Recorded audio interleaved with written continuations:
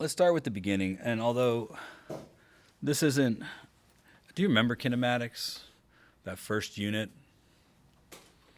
back when you thought physics was hard, and then you got schooled that no, this is not the hard stuff. Remember when all you had to do was, okay, there are 5 possible things, find 3 of them and solve for the 4th, and you guys complained and complained about how hard that was and we're moving too fast, Mr. Shelton. So we spent a couple extra weeks on it, and I kept telling you this is going to be at the expense of other stuff that's going to be harder. And you kept saying, but Mr. Shelton, this is so hard, and I keep doing so bad on my test. I can't get a perfect on your stupid kinematics test, Mr. Shelton, help me. Do you remember that time? Do you remember what I kept saying, that you're going to regret spending the kind of time on this? How do you feel now? Now that we're on the other side of that, do you remember that time? I remember that time. And I remember the whole time. I remember you guys walking in front of the letters. Physics is easy. I can make a better Batman. Sure, I'll go to my seat. Physics is fun. I sure showed you, didn't I? Uh-huh. I just want to remember. I just want to harken back to those days when you used to complain about how hard physics was. And I kept going, these kids ain't seen nothing. Unit 2, forces, it's going to hit them hard. It's going to hit them hard. And when we got to forces, what happened? It hit you hard, didn't it? Unit 2, I love Unit 2. It really wakes everybody up to give you an idea of what real physics is about. You all right there? Did it hit you hard? And here we go. All right, so let's start at the beginning. There were a lot of vocabulary at the beginning. And I think you thought this was going to be a vocabulary class, and I would just fill you with vocabulary. I wrote vocabulary words on the board. No, we had like 5 vocabulary words. We don't have very much vocabulary. But it's about what you do with that information that's important. You thought if you just note carded it up and remembered words, that would be sufficient. That's not really how this worked at all, is it?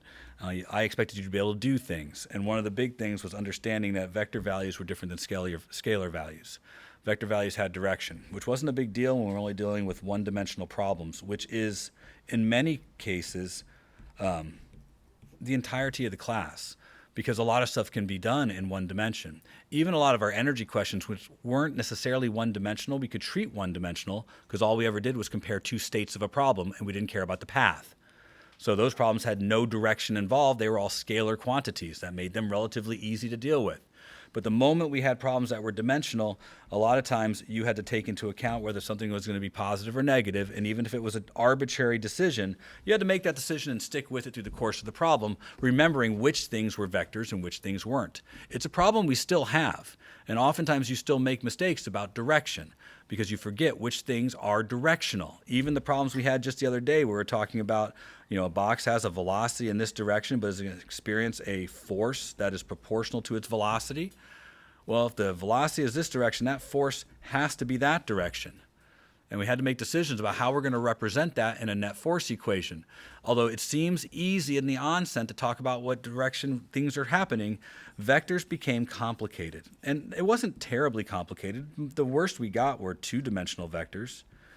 And even now, you still have some difficulty with 2-dimensional vectors, but it's remembering that you can represent vectors either as 2 coordinates, which are rectangular, or a distance and an angle, which is still 2 coordinates.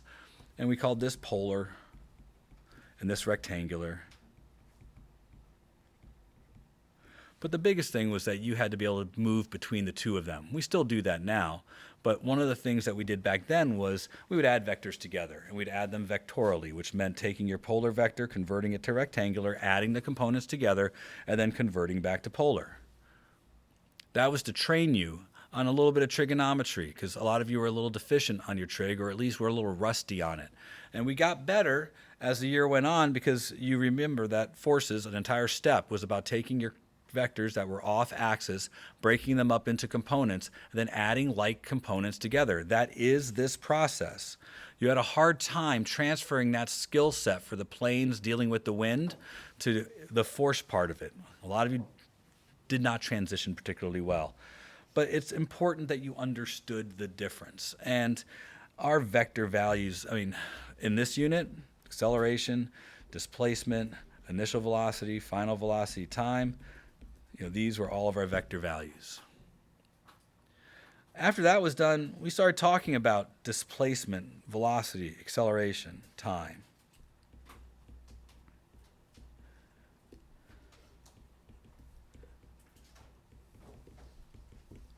And one of the things that we did not spend a lot of time doing, acceleration, and then time, of course, is there were words like instantaneous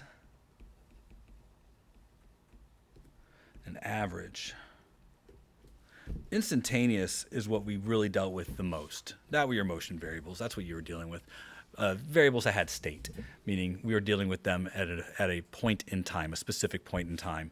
We didn't deal with average. Average changed the definition of these words so that things like average, let's say, average distance and displacement meant different things. Average velocity meant different things. Average speed meant different things. These were all words that when we put the average in front of it changed what the meaning was. We even had average acceleration, which didn't come up once. But like average velocity was total displacement over time, while average speed was total distance over time. These are questions that might show up on the exam just to trick you. See if you remember that one difference in detail, because total difference is definitely different than total displacement, right? You throw a ball up into the air and catch it. The distance traveled isn't the same as the displacement. The displacement was 0. The object's average velocity would be 0. Its average distance, however, not 0. You'd have to know how high the object goes. And that goes back to understanding how the basic motion equations worked. But these words, at the time, we suffered through them because it is, you throw the word average into your problem, suddenly you've changed what's being asked of you, unless you're being asked instantaneous. I didn't spend a lot of time on that because I knew that there was other stuff we had to get to. And one of the things we had to get to was understanding about how these things were related. And the first way I want to point out that they're related is not the order in which we did them. I pointed out that they were related by a differential, and that we could use that differential to make determinations about how an object behaved. The point of kinematics was a little lost on you because you were drowning in the graphing and stuff. But the point of kinematics was an understanding that if you had an unbalanced force, then you had the acceleration. People don't really understand the power of knowing this and what it can do. But if you know what the net force is, then you know what the acceleration is. Mass is just a scalar. It's a constant. It scales the answer. But what the object does, how it behaves, can be determined because acceleration is dv dt. And the moment you know that you can come up with an expression for the object's velocity because you can integrate. So whatever this function happens to be, you drop it in there. Divide by the mass, and you suddenly have a motion equation for how the object behaves. And it can be as complicated as you'd like, but you know where the object will be at every point in time. Now, we did spend quite a bit of time dealing with this version as a constant. So if we talk about the constant acceleration, one in which the acceleration isn't changing, then this was relatively easy. And you should remember what we did here. It was something like we would put in the initial velocity and the final velocity 0 in t, and we would take the integral of both sides and find that v minus v naught equals at, and that generated your first motion equation. We didn't do it this way. We dealt with a linear function of velocity and found the slope of that line, and we said that we could derive an equation of motion that way. But this is more powerful because this deals with any acceleration, no matter how complicated it is. That was the takeaway you were supposed to get from kinematics. But it didn't stop here because we knew that that velocity was also dx dt, which meant we could split the derivative, take the derivative of both sides again from x naught to x, 0 to t, and get delta x equals 1/2 at squared plus v naught times t. This began to form the foundation of what we were starting when it came to motion, something we called Galileo's rules of motion. They were a consequence of having a constant acceleration, and it generated 5 functions, only 2 of which are actually motion equations.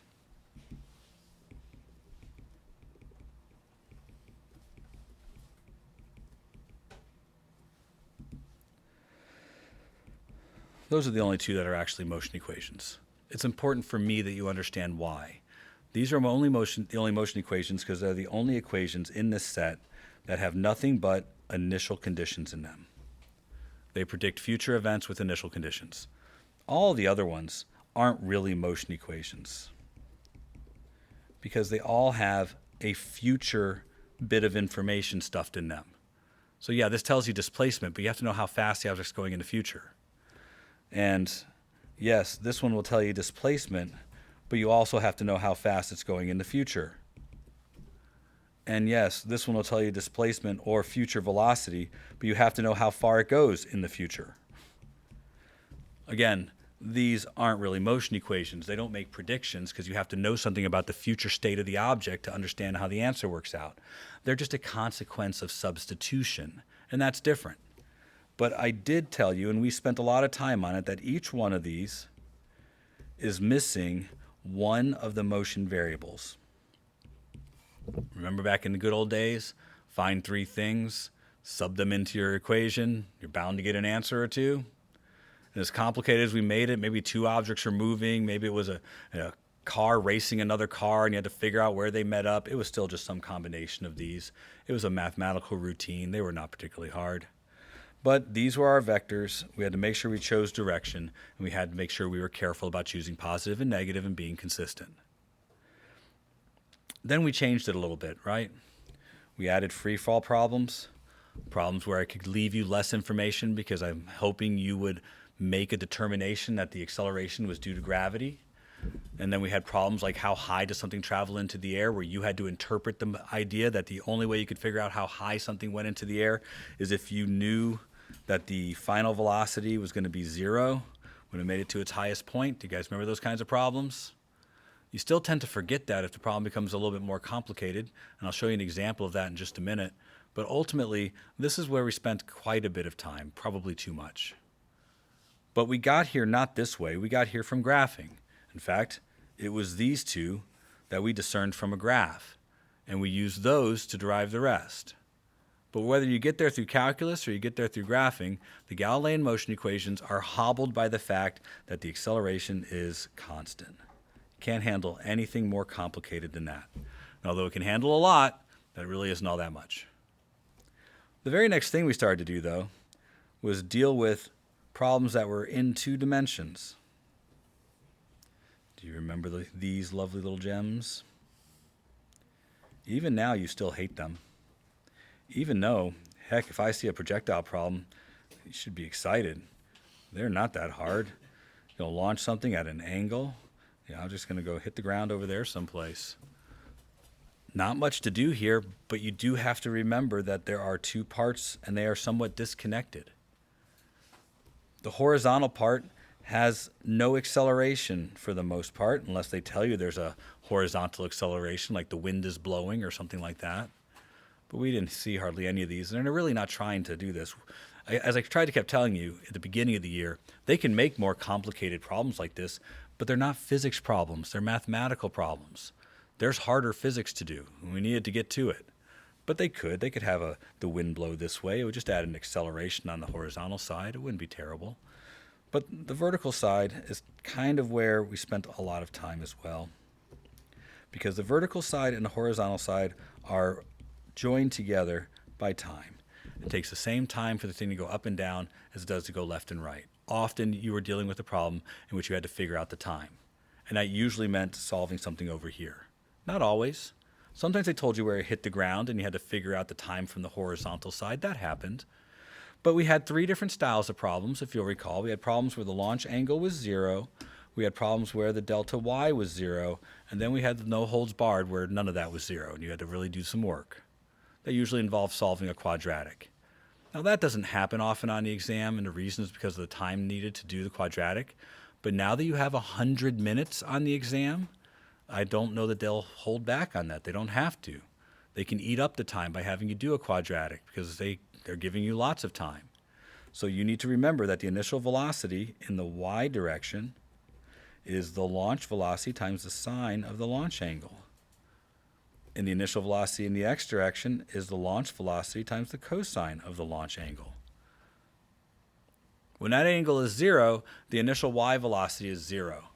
But when it's not, you got work to do. Now, when theta is 0, it's kind of nice because the time can be memorized as square root of 2h over g, which we did quite a bit. It makes it so much faster. And it gives you a quick idea of how long it's going to take to reach the ground. So if you have a launch angle of 0, if something just rolls off a table, suddenly time's just 2h over g.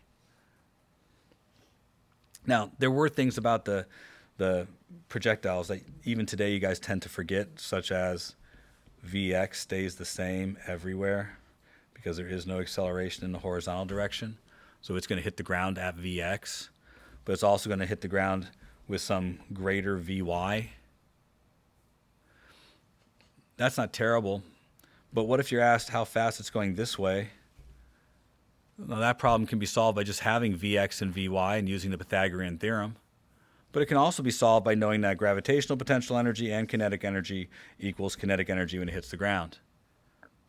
That's way easier than doing this projectile motion problem if all you need is how fast it's going when it reaches the ground. But that could never tell you the angle at which it hits the ground. If you want the angle at which it hits the ground, you need one of the other components, either Vx or Vy.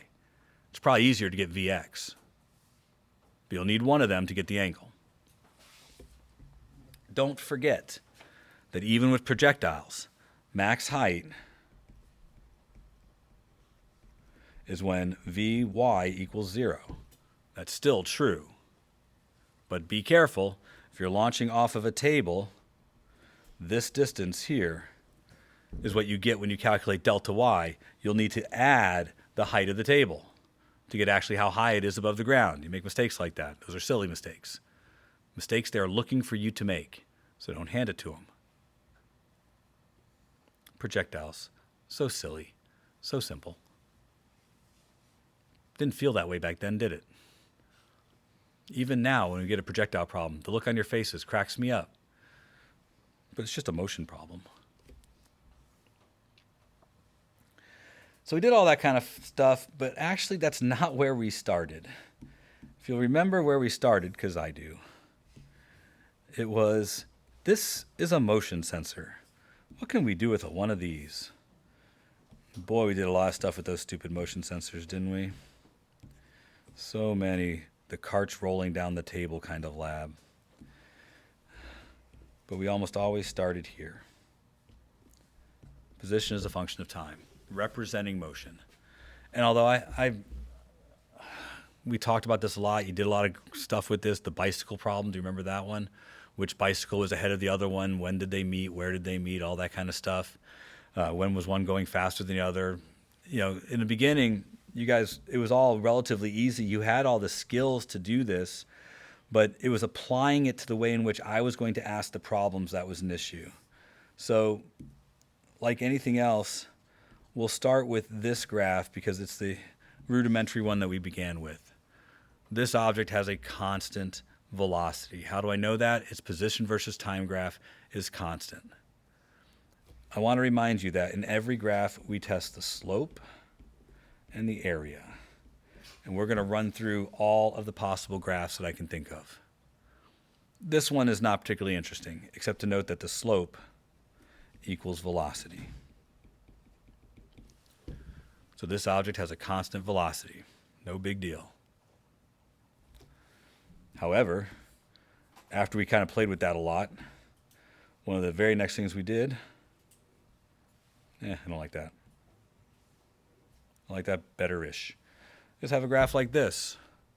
Right? This object was launched from the ground, landed on the ground. Was its velocity constant? No.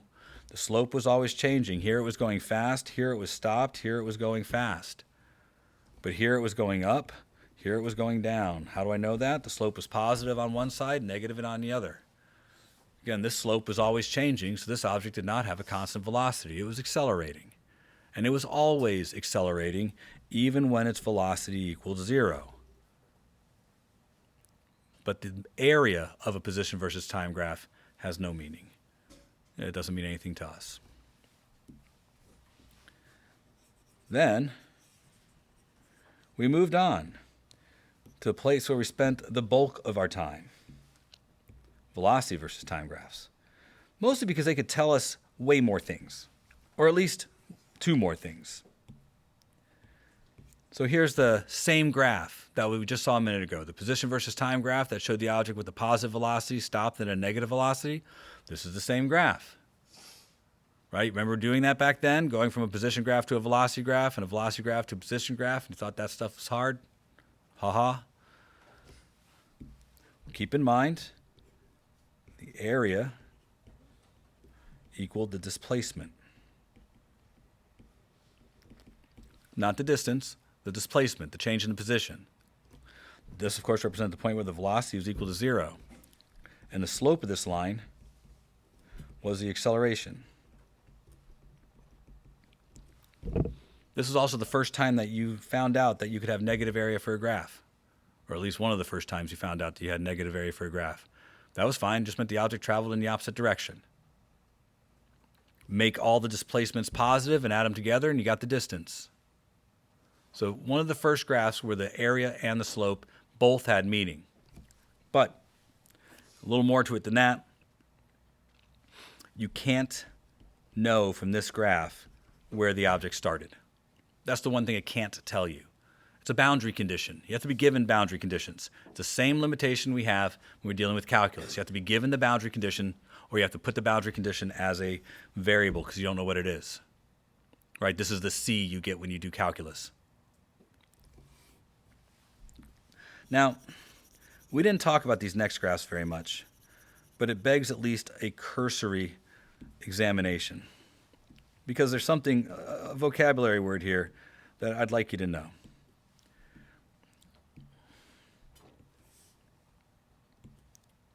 This graph represents the same graph as we had before, but now we're dealing with acceleration.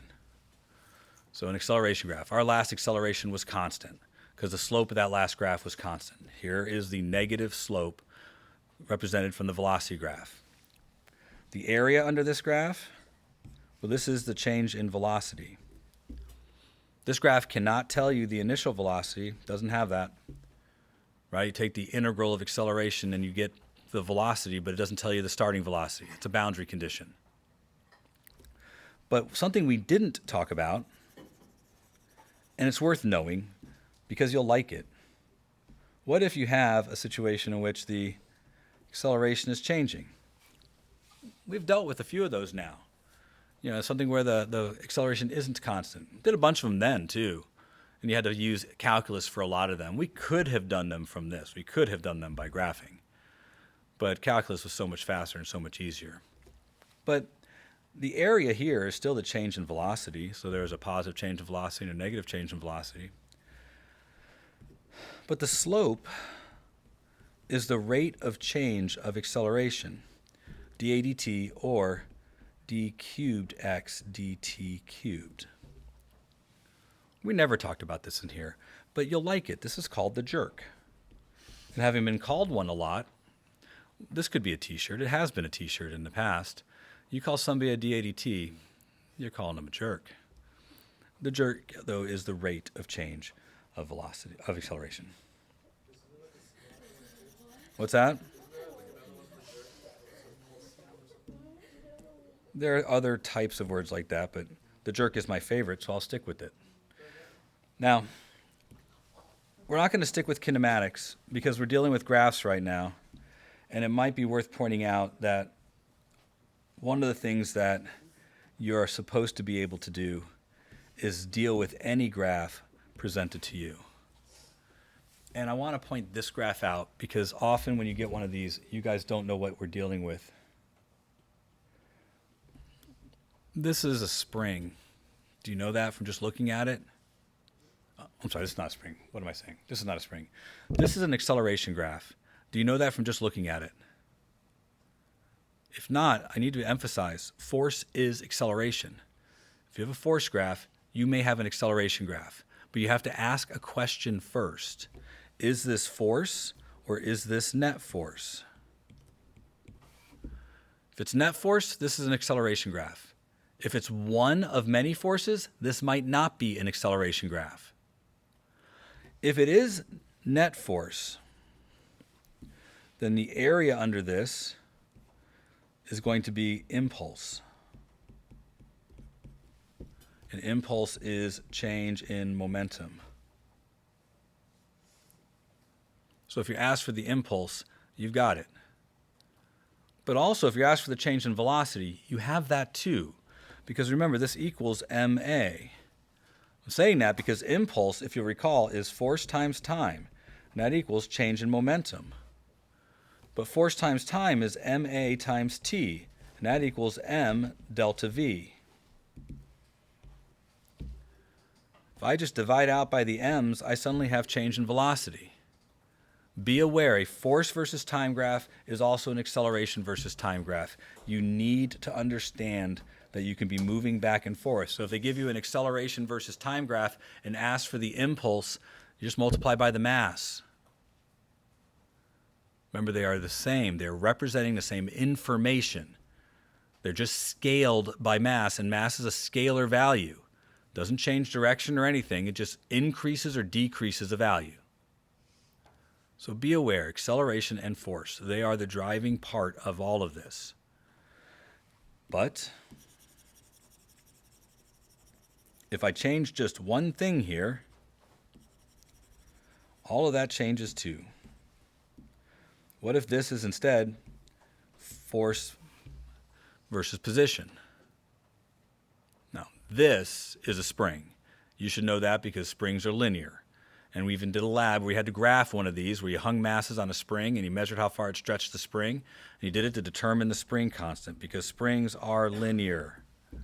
The only thing missing here is the negative sign. Probably just chose direction wrong. But this is a spring. And the area under this is the work done by that spring.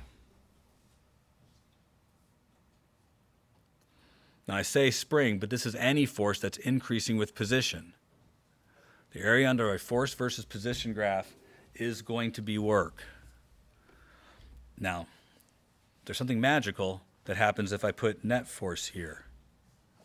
If you change this to a net force graph, you have acceleration as a function of position, so that's going to change some things. But also, if this is a net force graph, this becomes net work, which means this is also the change in kinetic energy.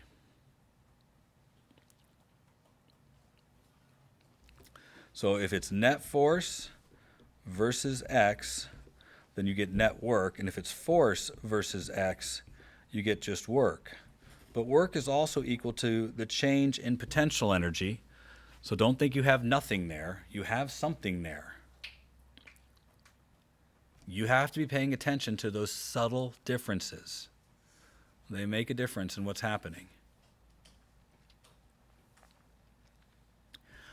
I got one more, but it's going to require a whole different thing.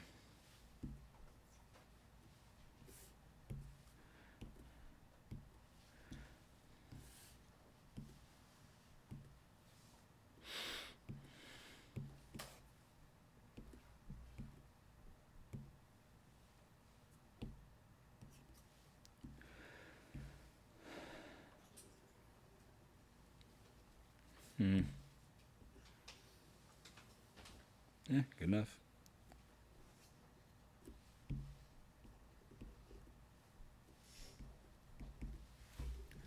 Does anybody know what I've graphed here?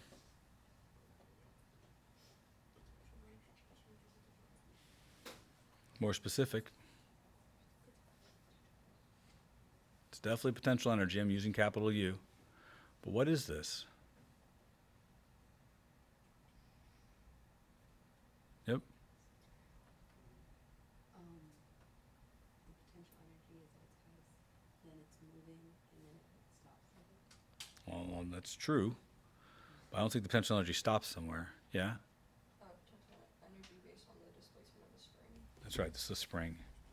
Because the energy of a spring is 1/2 kx squared. It's quadratic. This is a spring.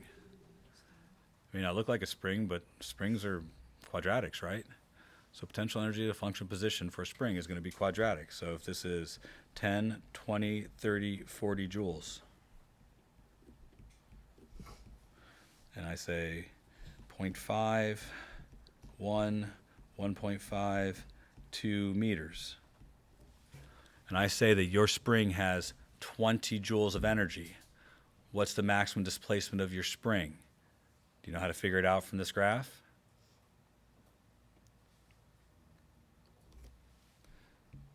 If I tell you that the spring has 20 joules, that means there can be no more than this amount of energy in the system, which means that this represents the maximum location the spring can actually go to. So this is the maximum displacement of the spring. If it had 30 joules, it could go further. But your system only has 20 joules. So it's going to oscillate back and forth between these two positions. And how fast is it going? What's the maximum speed? Well, we know that. That happens here. Right? We know the maximum energy is 20 joules, so 20 equals 1/2 mv squared. But it also suggests that there'd be a kinetic energy curve that looks like that, because that's the maximum energy of the system. One's potential energy, the kinetic energy has to be the reverse of it, because it's limited to 20 joules of energy. Energy graphs show up and they can surprise us. So when they do, we don't want to be surprised. It's going to represent something that's in nature. Your job is to figure that out. Now, I will say this. Anything that has a potential well is going to look like this, meaning a thing that is trapped. So only once in the 40 years of the exam have they done this, where they've given a really rando-looking graph and asked, where is a possible place where an object would oscillate, a possible energy state? It's there, where there's a well. Only once in the 40 years of the exam. That's why I didn't talk about it, but